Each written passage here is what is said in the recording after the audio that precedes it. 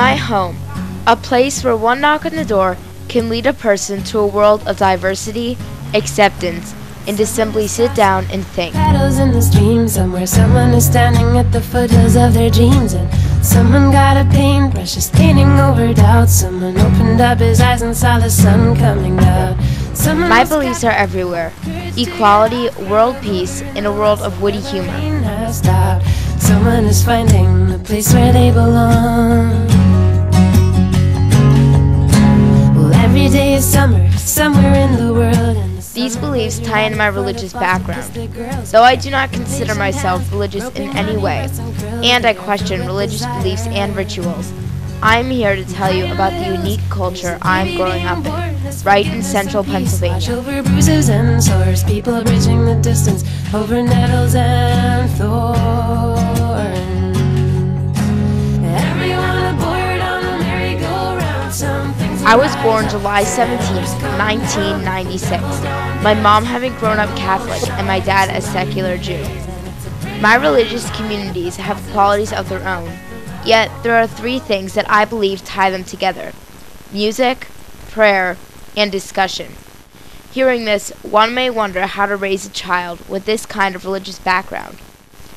The Asbel Center, the very building I attend quite often to gain knowledge of being a Jew.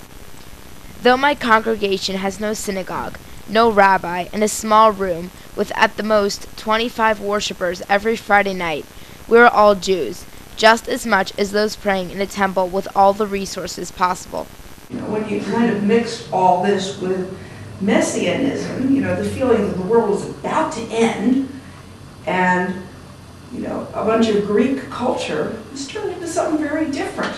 And that's why I think they took this in a new direction. When Nick got to be a little older, when he got to be about 11 or 12, he started to ask questions about what it meant to be Jewish, and was interested in going through with a bar mitzvah. And you've gone through with a bat mitzvah, and as you know, that means you are learning to. We think about it as becoming an adult, but you're also learning to lead a service. So you have to learn about the Torah, which are the first 5 books of the Bible, and you have to learn Hebrew and have to learn a whole bunch of other stuff. I actually, since I did not have a bar mitzvah, was not raised religiously, I actually would go in with Nick when he was first studying for that and learn some of those things myself. And so that's really when we started to attend Beth Tikva and got involved in that congregation. And that was, I guess, was when Nick was 11, and he's 18 now, so it's been 7 years ago, almost 8 years ago, that we started to attend Beth Tikva. Unitarian Universalist of the Cumberland Valley, a place where anyone is welcome and the people are to decide what it is they believe. The Unitarian congregation encourages people to believe what they want, including even the youth. So I want to start out by reading our covenant. Andrew and Connor, you'll notice that I shortened. Oh, do you need one, Connor? You shortened it? Oh, you have one. Okay. Yes. I made it more brief, really to the point. Okay, so I'm continuing to respond to your feedback. Sweet. So we're going to read this all together. We agree that members of the class share the responsibility of creating a safe place for exploring religion. We will not call people names, hit, or throw things. We will let everyone speak and listen carefully without interrupting. We respect different points of view. We understand that it is only through thoughtful and honest responses that we can discover our personal beliefs and values. Okay. He's just like, Mom, he mouthed the F word to me.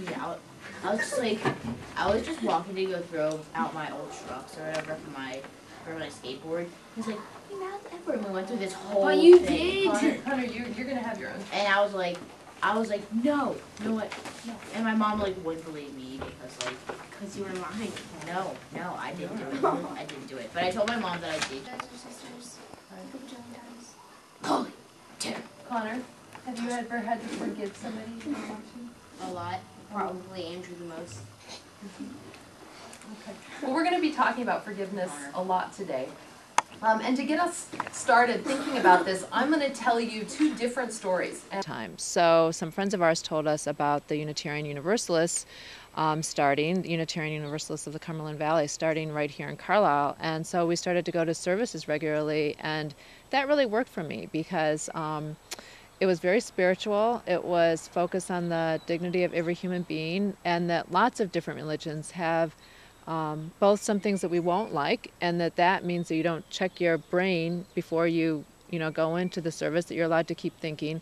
But most world religions have some really key, important issues that we could think about and take into our hearts. So I really liked that, and that worked really well for us. It means that I have to take responsibility myself for my religious beliefs.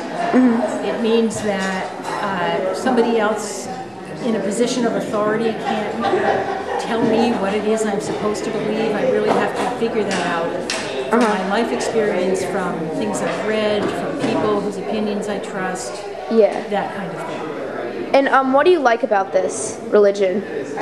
I like it because it's very respectful of the individual. I think this religion meets people where they are and encourages them in self-development and deeper spiritual understanding. And I just find that taking people seriously and meeting them where they are is a very important part of this religion for me. My religious communities have shaped me to hold much more religious tolerance, becoming understanding of the world around me, and lead a life that isn't like many others.